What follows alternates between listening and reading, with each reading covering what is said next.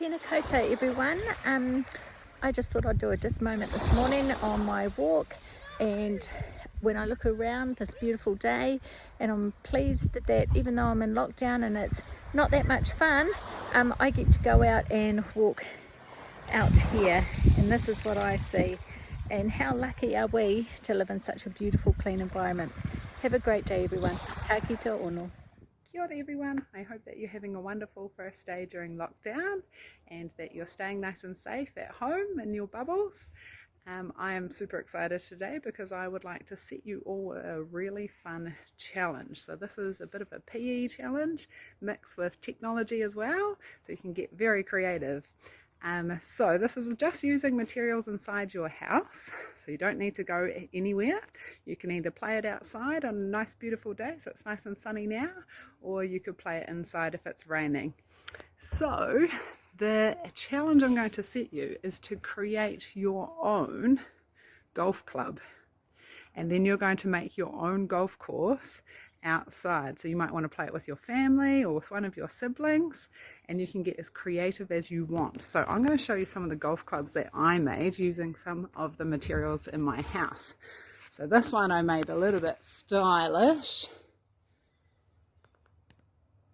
nice and colourful. Then I've gone for my second golf club.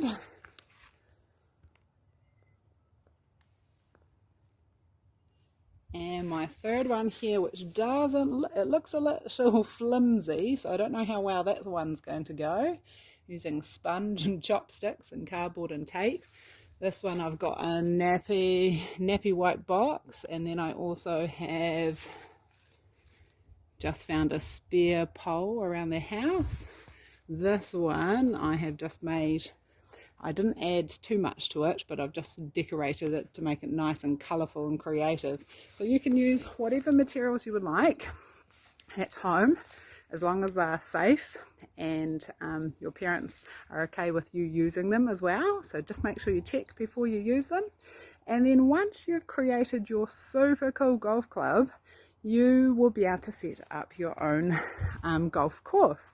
Now I've just used things that I could easily find, so I've got some boxes to use as a hole, also got some cups as well, and some buckets down there too. So just use anything that you've got at home, and then for your ball, especially if you're playing inside the house, just make sure that it's nice and soft. So this is my daughter's one, so that's a good one. And then I found some extra small ones as well, especially if you're using cups, you want to make sure they're small enough to fit in. And then you can set up as many holes as you want around in your backyard. So I've just set up 5 holes, and I'm going to see how they go. So might test out this one first. What do you reckon? Pretty stylish. See if we can swivel the camera around. Let's see how good my aim is. Right, ready? Oh, we're going to have some practice on this one, but practice makes perfect. So let's try this one again.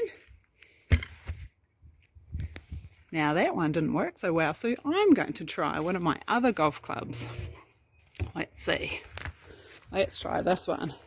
Now this one's nice and sturdy. Look at that tape on there. Let's give this one a shot. Oh, we're making progress with that one. So I'm going to keep on practicing and keep on trying with the different golf clubs I've created. What I can't wait to see is what you come up with. So get as creative as you can. Send any photos or videos to your classroom teachers. And we can't wait to see what you come up with. Enjoy, have fun, bye.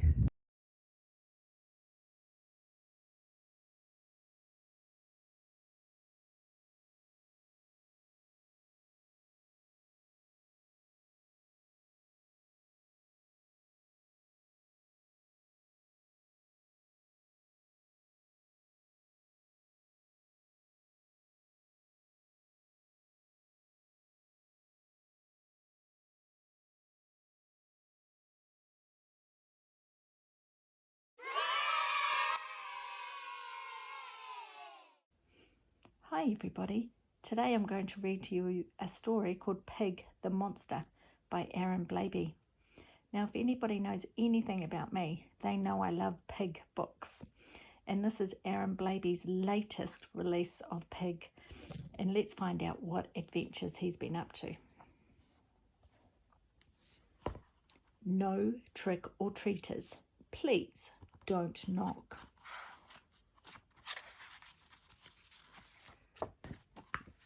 Pig the monster.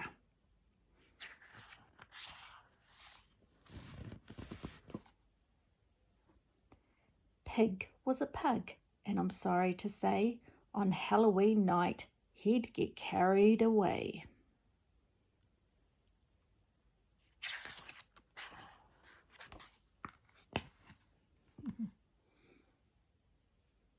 Hungrily drooling, he'd lurch through the streets, a monstrous rampage for treats, treats, treats, treats.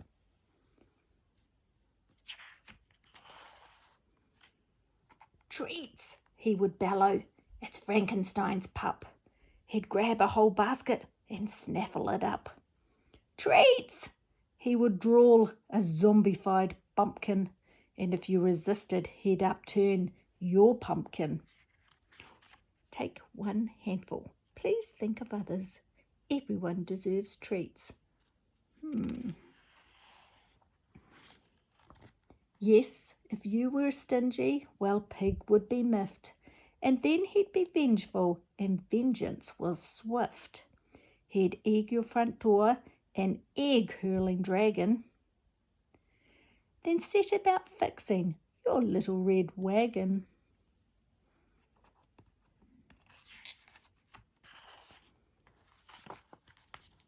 If Pig felt shortchanged and his hopes had been dented, it filled him with feelings that had to be vented. Terrible tricks would be briskly invented. Shenanigans like this could not be prevented. What a naughty pug. He'd ruin the evenings of those he tormented. The scale of his payback was unprecedented. He got satisfaction, he never relented. Your treats will be mine, he cried, wholly demented.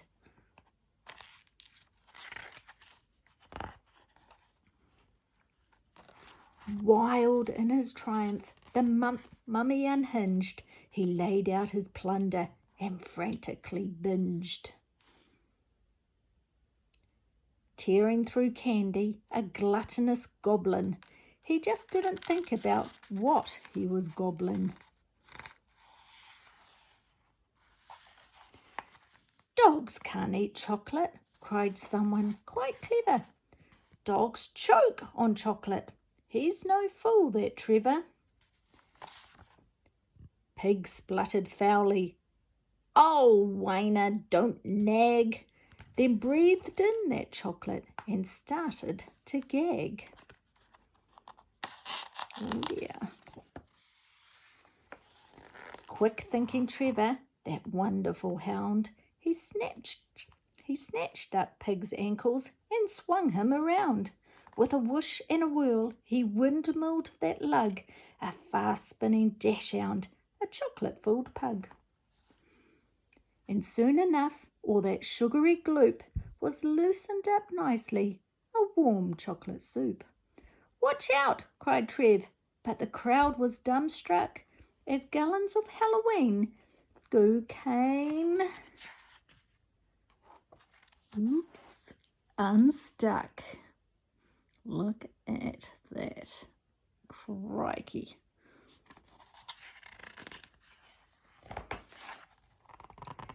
These days it's different, I'm happy to say. Pig's Halloween harvest, a modest buffet. He respects people's homes and he shares out his booty. His generous spirit, a real thing of beauty. He really is nicer and much kinder too. An old dog learned new tricks? Well, who'd have thought?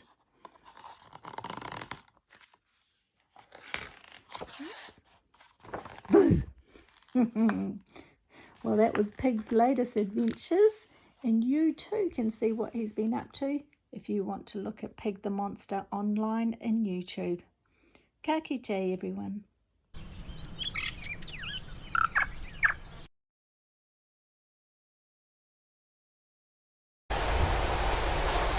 No mai haere mai ki te FHS TV, ko Elizabeth Takuingoa. Ko Drew Takuingoa.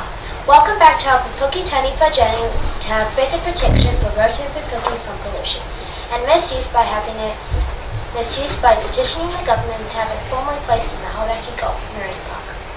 The Hauraki Gulf Marine Park was established in the year 2000 and protects the natural and historic features of the Hauraki Gulf.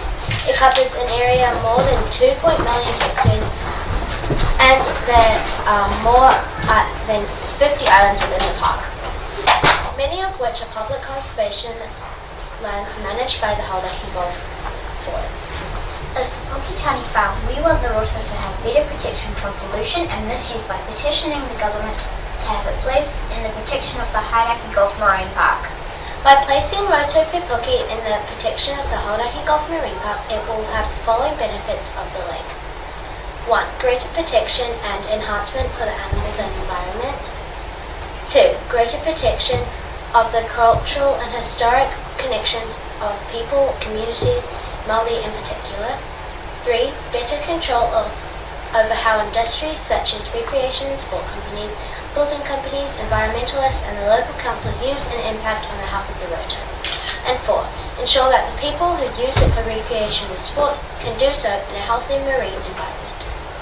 This week we have Councillor Richard Hills with us to talk about the local government is doing for the protection of our waterways.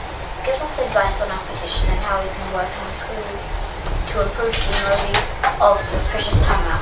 But first let's update our journey from the last few weeks. Now Pupuki Tani Whā Forest Hill School has met and interviewed stakeholders such as Tom Rollins from the Auckland Museum, Riley Hathaway from Young Ocean Explorers, Dean Ogilvie and Alex Rogers from the Hauraki Gulf Forum, Daisy Proctor from the Auckland City Council Sustainable Schools Initiative, who taught us how to test the health of the water of roto pupuki, Gordon from the Pupuki Waterwise Association.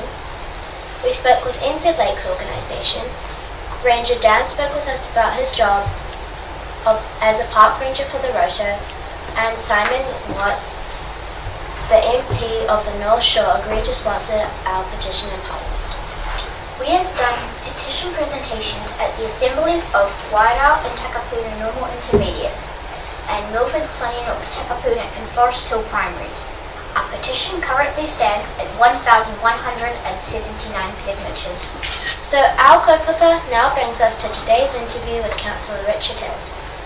No mai haere mai, Mr. Hills. Mihi koe for joining us today. Can you please tell us more about yourself and what your job is? Kia ora koutou katoa. Ko Taratara te maunga, ko Whangaroa te moana, ko Ngāpuhi tuku iwi, ko Richard Hills tuku ingoa, no Glenfield ahau, I kai kona hera o Tamaki Makaurau. So kia ora everyone, I'm Richard Hills, I live in Glenfield and I'm one of the councillors for the North Shore. So that means there's two of us, myself and Chris Darby, we're elected from the North Shore area to represent North Shore people around the whole council, and then we make decisions for the whole of Auckland. So up to Wellsford and all the way down to Pukekohe. So we cover, the Hauraki Gulf right up to Great Barrier and Waiheke Islands and everything in between. So I'm also the chair of the Environment and Climate Change Committee, which the Hauraki Gulf, some of the responsibilities of that sits, and water quality sits within my responsibility. So I then basically listen to people like you, and we make decisions and budget decisions and things to help improve our waterways and environment, and also try and prevent carbon emissions, so we improve our city and our country to prevent climate change. So quite a lot of work to do, but I know you guys are all doing that work already. What is the Council's general strategy for the sustainability of our freshwater rivers and lakes? Yeah, so right now there's a water strategy coming through my committee, which we already have a high-level document that we call Our Water Future, Te Mauri Atua, and then that is basically focused on what you're all focused on, which is improving the water quality right across Auckland. So that's in our roto in our rivers, in our streams, in our harbours, and also making sure our drinking water is really good quality for all of us to drink. So we have statutory responsibilities, which means we are legally have to look after our water and waterways. So the government requires us to do that work. And we work with Mana Whenua, so all the 19 iwi right across Auckland to improve, listen to them, make sure that we're looking after the waterways as best as we can. So there's a lot of different strategies within council. We've done things like a water quality targeted rate, which is slowly getting some good upgrades of the infrastructure. So when I talk about infrastructure, I talk about all the streams a long time ago that we've piped. So all the water that comes off our roofs and off the roads and basically anywhere around the city, when it ends up in our lakes, in our rivers, in our streams, in our harbours, that it's at the best quality we can try and make it. Unfortunately, because we live in a city and we've covered it all in concrete, it's very hard to get it perfect, but we definitely need to do better all the time. How does the council pay for the monitoring of the water quality of our freshwater waterways? Yeah, so we have quite a lot of monitoring, and I'm quite surprised. So this is my second term on the council. That means our terms are 3 years at a time, so I'm 2 years into my second term, and I was quite surprised how much monitoring actually goes on in the city. So we have a whole bunch of scientists and really, really smart people that work right across council, and they're out there every day in our rivers, in our streams, in our lakes. They're testing the air quality, the water quality. We've had monitoring points around the city that have been there for 30, 40, 50 years, so we can track if something is getting worse or getting better. So that is all paid for through your rates. So if you own a house, you pay rates to the council, which is basically a fee every year that you pay. But also if you rent a house, you're paying the landlord the money that goes into the rate. So everyone in the city pays to help raise the rates, and then basically what council does is it budgets for all that and makes sure that we've got enough money for all the different types of monitoring and testing and things that are going on, which is always increasing all the time. Does the council have any support programs to help school children implement environmental programs such as riparian planting and pollution control?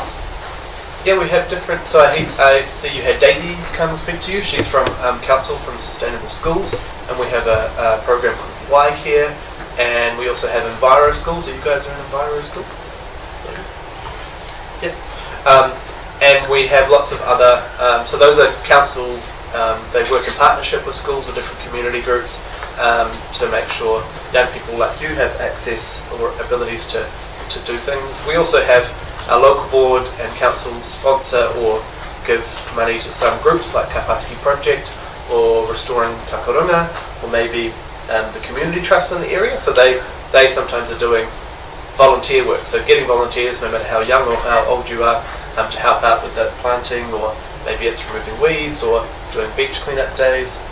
So we kind of help support all those types of initiatives. But largely, a lot of that work is happening because of people like you out there doing stuff without council's help sometimes. So, but if there's any other ideas you have, you could always come to me or contact me, and we can see if we can get council to come help you guys get involved with planting or some of other types of activities. So yeah, there's a lot to do across the whole city. So the more people like you guys out there doing it means there's more interest from council to help you guys out.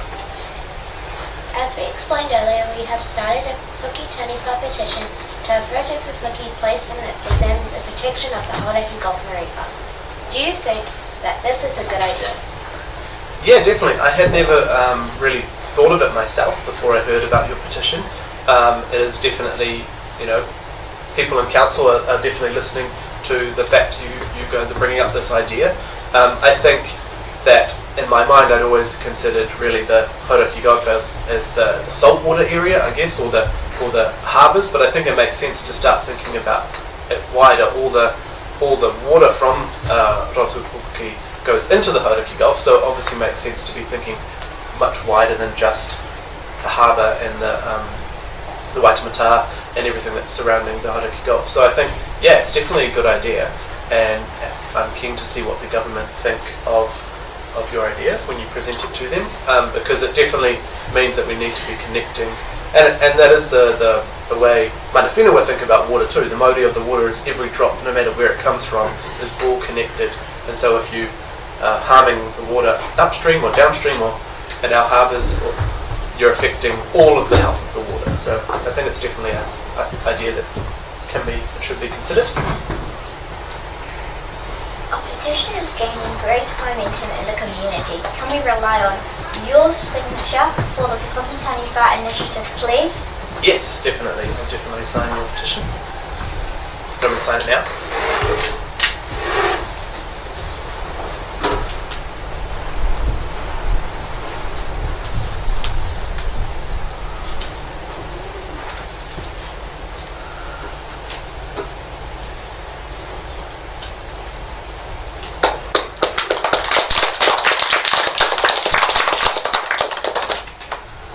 Thank you for joining us today. Is there anything else you would like to add? No, really, just thank you all for inviting me here, but also thank you for showing an interest in environment and Roto Pupuki. I know that all of you are probably convincing your communities and your school and your families to do better for the environment. That's everything from, council's got a big job to do to make sure we clean up our waterways, but what we also need is for everyone else to be doing that too. So no pouring paint or soaps down the drains, no flushing wet wipes. So one of the biggest problems we have on the North Shore is people flush wet wipes, they get stuck in our pipes, and then that sewage explodes into the stormwater, and then it ends up in our lakes and rivers and harbours. So if you can remind your family to put those things in the bin, only flush toilet paper, and to continue to look after and put pressure on us. So we're the ones making the decisions around the table, and only people can vote after 18, but it's actually young people like you who can't quite vote. They can put a lot of pressure on us and the mayor and your MPs and the government to do better, because the environment, we have to make sure we're protecting it for all of you, and to make sure if you guys have kids or grandkids that you still have these amazing taonga like our Roto Pupuki for those people in the future. So all the stuff you're doing now will help make a difference 10, 20, 30 years from now when you're hopefully still living or visiting the North Shore in the future. So thank you very much, and I love what you guys are doing, and I think it's a really, really interesting petition to have as well, because it's not something I had thought of. So thank you. Tonight, Richard, thank you for making yourself available to discuss our kaupapa. Thank you for joining us today on FHS TV as we continue our hokoi for better protection for the Māori of Roto Pupuki.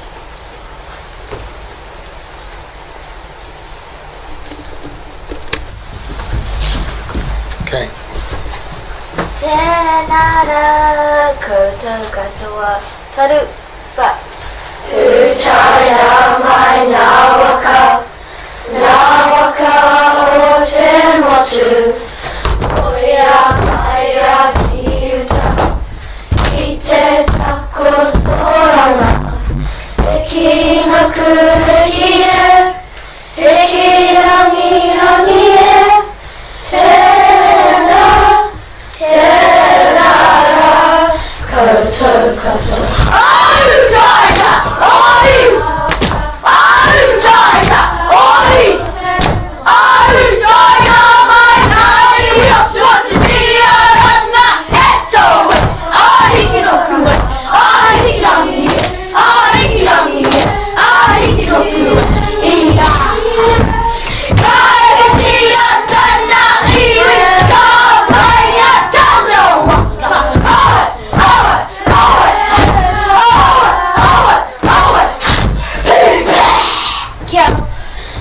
Ka pai no.